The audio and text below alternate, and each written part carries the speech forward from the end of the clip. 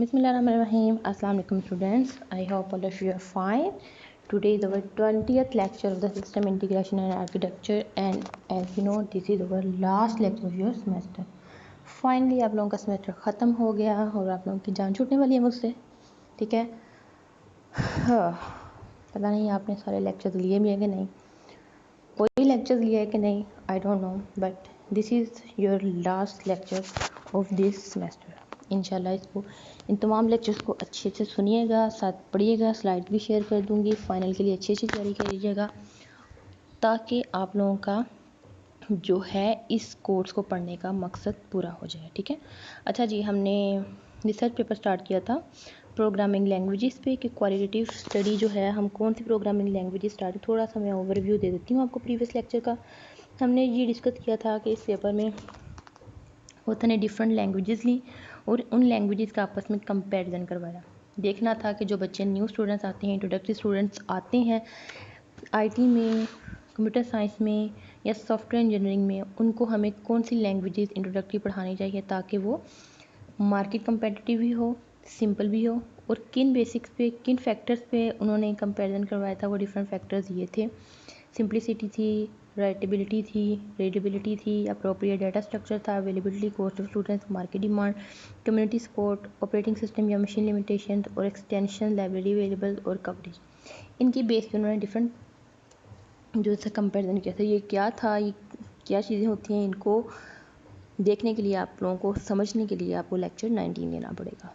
तो आज का जो हमारा लेक्चर है वो है comparison of major programming languages. अब हम उन्होंने किस तरह कंपैरिजन किया है और फिर इनमें से कौन सी लैंग्वेज को बेस्ट बताया है वो हमने देखना है। तो लेट्स स्टार्ट अवर टॉपिक। वो कह रहे हैं कि इन दिस सेक्शन वो कंपेयर करें डिफरेंट प्रोग्रामिंग लैंग्वेज को, द डिफरेंट क्राइटेरिया आउटलाइन। अब जो डिफरेंट क्राइटेरिया ऊपर था उसमें से डिस्कस करें। सबसे पहले जी simplicity. A language should have a simple easy to use syntax that is closer to nature language. ये हमने लास्ट में भी डिस्कस किया था कि हमें जो इंट्रोडक्टरी बच्चों को, जो न्यू स्टूडेंट्स आते हैं, उनको वो वाली लैंग्वेज पढ़ानी चाहिए जो कि इजी टू अंडरस्टैंड हो, जिसको हम इजीली, इसका सिंटैक्स बहुत आसान हो, जो हमारी नेचुरल लैंग्वेज है उससे काफ़ी हद तक मिलती जुलती हो, ताकि उसको लिखने में, उसको समझने में, बच्चों को अंडरस्टैंड करने में वो बहुत आसानी हो और वो अच्छे से उसको अंडरस्टैंड कर सकते हैं, ठीक है। जैसे वो कह रहे हैं कि pascal and GW basics have a very simple syntax.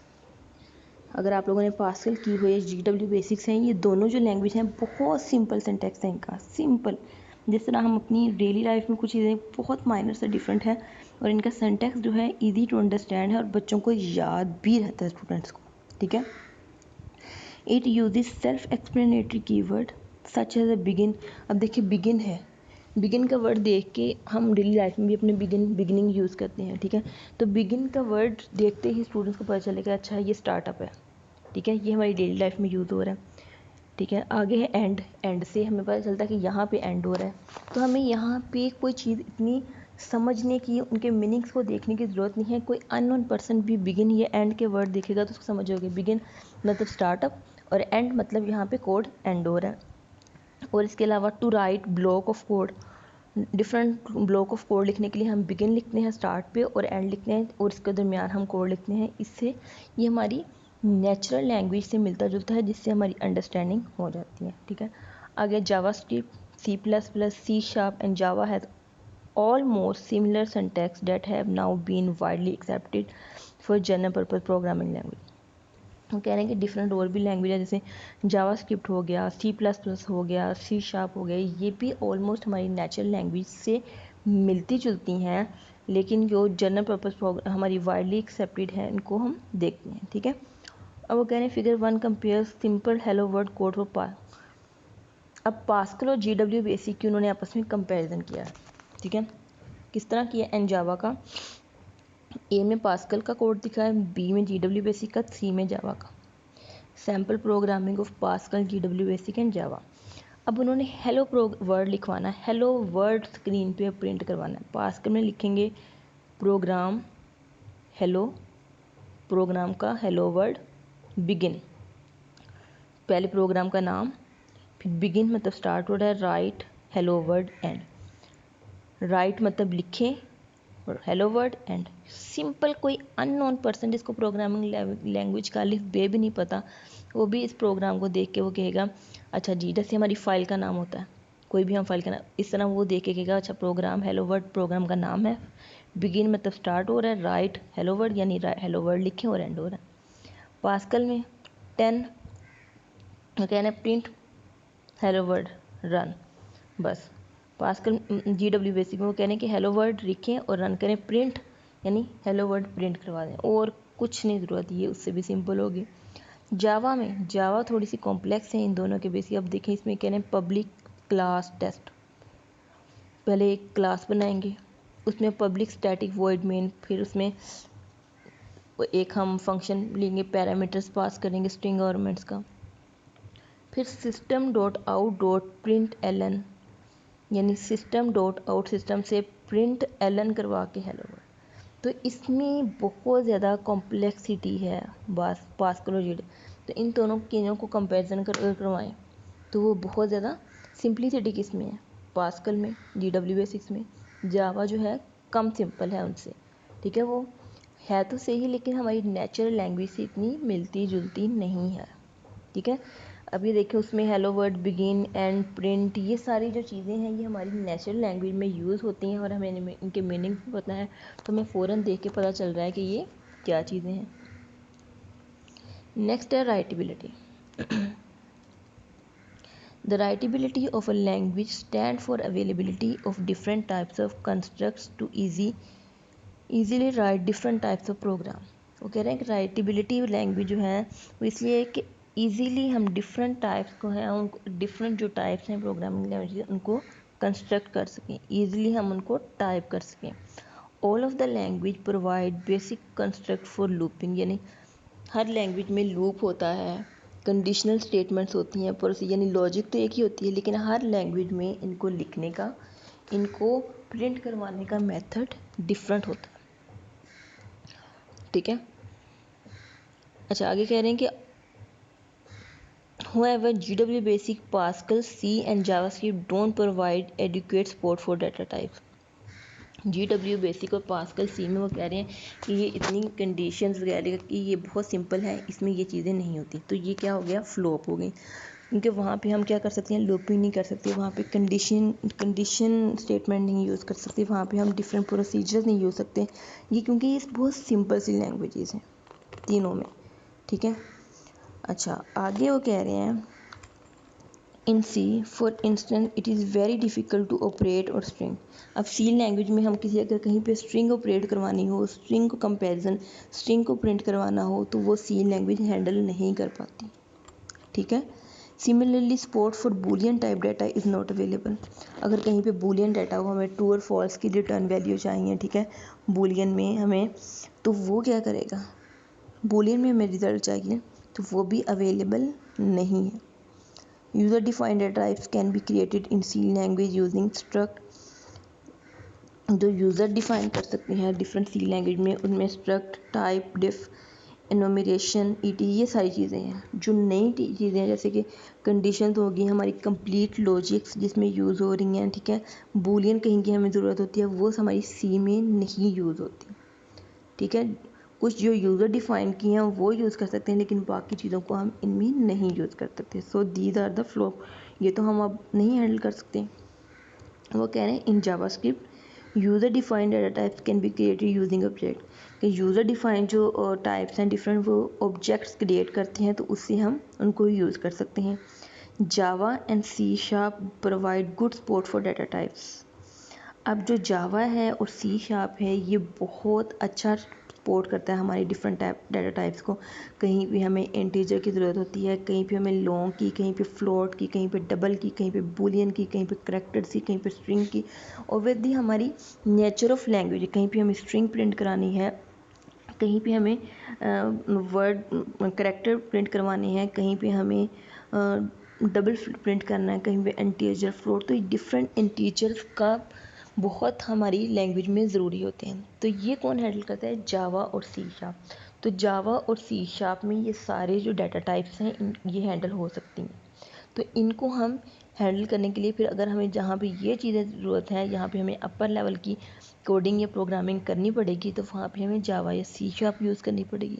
तो राइटेबिलिटी में जावा और सी शार्प जो है वो बेस्ट है। सिंप्लिसिटी में तो GW बेसिक और पास्कल बेस्ट था, लेकिन राइटेबिलिटी में डिफरेंट चीज़ों को हैंडल करने के लिए जिन चीज़ों की हमें ज़रूरत है, हमें अपनी लॉजिक को कंप्लीट करने के लिए, अब हम सिंबल के लिए यूज़ कर लें जावा या GW बेसिक कैसी, लेकिन उसमें हमारी लॉजिक कंप्लीट ना हो, हमारा जो सिस्टम है डिज़ायर्ड सिस्टम जो उसके ऑपरेशन परफॉर्म होने हैं वही कंप्लीट ना हो, तो फिर उसका फ़ायदा।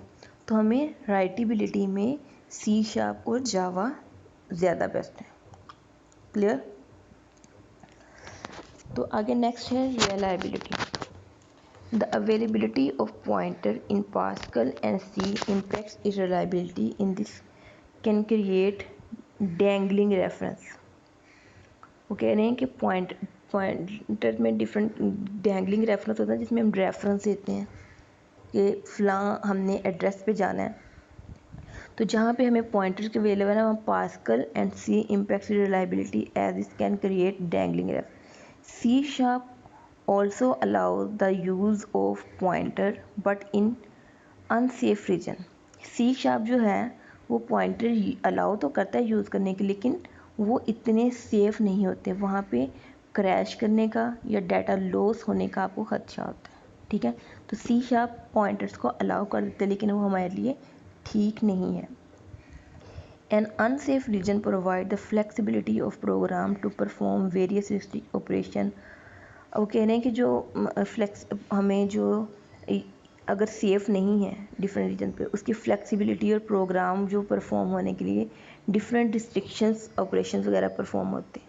ठीक है, तो वो कह रहे हैं कि इसके लिए हमें एडिशनल बर्डन की फिर लेना पड़ता है प्रोग्रामिंग के लिए, डिफरेंट बर्डन्स को हैंडल करना पड़ता है, वेरियस लो लेवल इश्यूज़ पे देखना पड़ता है। ठीक है, जैसे कि हमारी कोई मेमोरी लीक हो गई, वो मेमोरी हैंडल ही ना कर पाई उसको, dangling pointer and type safety वगैरह। ठीक है, इन चीज़ों को हम देखते हैं। ठीक है, तो वो कह रहे हैं कि इन चीज़ों को भी देखने के लिए ये ज़रूरी है। आगे वो कह रहे हैं कि C sharp Java and JavaScript support exception handling. कि जो सी शार्प है, जावा है और जावास्क्रिप्ट है, ये हमारी एक्सेप्शन हैंडलिंग को भी हैंडल करता है, यानी ये हमारे लिए सेफ़ है। यहाँ पे हमारी मेमोरी लीकेज नहीं होगी, डैंगलिंग पॉइंटर नहीं आएगा, और जो हमारी डिफरेंट टाइप हैं सेफ्टी की वो भी रहेंगी। ठीक है, तो ये जो है C sharp, Java and JavaScript तीनों इन चीज़ों को सपोर्ट करते हैं, तो ये हमारे लिए बेस्ट हैं। अब ये देखिए वो कह रहे हैं figure 2 show the exception handling code for Java, कि जावा में अगर हमारी एक्सेप्शन हैंडलिंग कोई ऐसा कोड एरर आ जाए तो उसको हैंडल करता है। ये देखें ट्राई, ऊपर है एक्सेप्शन हैंडलिंग इन जावा और नीचे है एक्सेप्शन हैंडलिंग इन जावास्क्रिप्ट। जावा में फाइल आउटस्ट्रीम, FOS में न्यू फाइल आउटस्ट्रीम लिखवाते हैं, फिर जो फाइल है जहाँ पर राइट करना है, और जो अगर कोई एरर आ जाए तो वो हमारा कैच करता है IO एक्सेप्शन ई में। आगे नीचे है जावास्क्रिप्ट में ट्राई और कैच है, जैसे माय फंक्शन और कैच में अगर कोई एरर आता है तो वहाँ पे हैंडल हो जाता है। ठीक है, जस्ट 1 सेकेंड होल्ड करें आप लोग।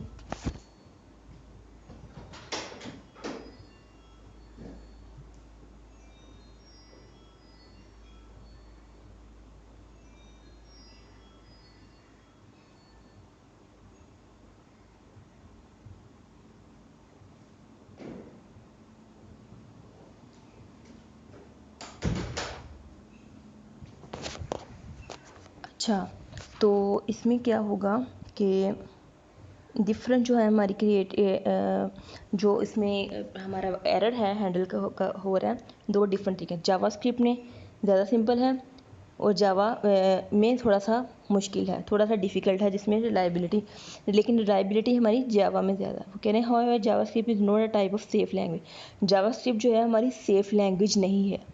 The same can be said for language. C language does not provide support for exception handling. यही बात हम कहते हैं कि सी लैंग्वेज जो कि हमारी वो उसको एक्सेप्शन हैंडलिंग को हैंडल नहीं कर रही होती। However assertion can be use. In addition the global variable errno can be use to track the error. कि जो हमारी ग्लोबल वेरिएबल्स हैं उसको भी हम यूज़ करते हैं। Figure 4 shows how error no can be use in C language. The use of go in the GW BASIC also add to unreliability in program. कि जो हमारी GW बेसिक है वो अनरिलायबिलिटी देती है। जावा स्क्रिप्ट जो है, जावा जो है हमारी एक्सेप्शन हैंडलिंग भी करती है और हमारे लिए सेफ भी है, ठीक है। इसको हम कहते हैं कि हमें सपोर्ट भी करती है। इसमें हमारा जो है अनयूजुअल कोई चीज़ नहीं हो रही, इससे हमारी कोई चीज़ ज़ाया नहीं हो रही, ठीक है। कोई चीज़ हमारी, कोई मेमोरी लीकेज नहीं हो रही, कोई डैंगलिंग पॉइंटर नहीं आ रहा, और हमारी जो टाइप्स हैं वो भी सेफ रहती हैं। तो this is the reliable using errno to handle error in C language. C language में वो कह रहे हैं, देखें डिफरेंट हमें कंडीशंस लगानी पड़ेंगी और वो भी हमारे लिए इतनी सेफ नहीं है। आगे है डाटा स्ट्रक्चर। जावा प्रोवाइड 8 बेसिक डाटा टाइप्स। जो जावा है डिफरेंट 8 बेसिक डाटा टाइप्स देती हैं, जैसे बाइट हो गया, short, int, long, character, float, double and Boolean. ये सारी डाटा टाइप्स हैं, ठीक है। बाइट जैसे कि 8 बिट्स होती हैं उसमें, ठीक है, आपने पढ़ा होगा। शॉर्ट, ठीक है, जिसमें हमारी जो इंटीजर है वो 4 का आई थिंक या 2 बिट का होता है, बाइट का होता है। इंट में 4 बाइट का होता है। लॉन्ग में आई थिंक 8 का होता है। कैरेक्टर 1 बिट का, मुझे ये एग्जैक्टली याद नहीं आ रही इस वक्त क्योंकि मुझे पढ़े हुए काफ़ी अर्सा हो गया, ठीक है। आगे फ्लोट है जिसमें हमारी इंटीजर्स वाली वैल्यू नहीं, दूसरी पॉइंट्स वाली वैल्यू भी आ जाती हैं। डबल है, डबल शायद 16 का होता है। बुलियन, बुलियन 1 और 0 में रिप्लाई करता है, या हमारा ट्रू एंड फॉल्स में। क्लियर, ये डिफरेंट डाटा टाइप्स हैं। In addition, there is support for string and long range integer and real number in the form of available classes. User defined data type can be created using classes. C language has support for int, long, character and double but does not provide boolean data. अब C language में वो कह रहे हैं कि int भी support कर रहा है, फ्लोट, करेक्टर, डबल, इन सबको तो हैंडल कर रहा है, लेकिन जहाँ पे बूलियन आता है वहाँ पे वो हैंडल नहीं कर पाता। अब हमारी लॉजिक है जो कि बूलियन के बगैर कंप्लीट ही नहीं हो रही, तो वहाँ पे सी लैंग्वेज ड्रॉप हो जाती है। तो इस वजह से जो चीज़ जहाँ पे हैंडल ना हो वहाँ पे हम लैंग्वेज यूज़ ही नहीं कर सकते। तो अच्छा, वो कह रहा है कि string variables are manipulated using character ref or character pointer where the end of string is delimited by null character. जहाँ पे एंड आता है स्ट्रिंग का वहाँ पे हम नल करेक्टर रखवाते हैं। User defined data types can be created using structure. और जो यूज़र डिफाइंड डाटा टाइप्स होती हैं उसमें स्ट्रक्चर्स होते हैं। यहाँ पे डेफ टाइप होती है, इनोमिनेशन। C# जो है वो सपोर्ट्स प्रोवाइड करती है बाइट, शॉर्ट और लॉन्ग वगैरह।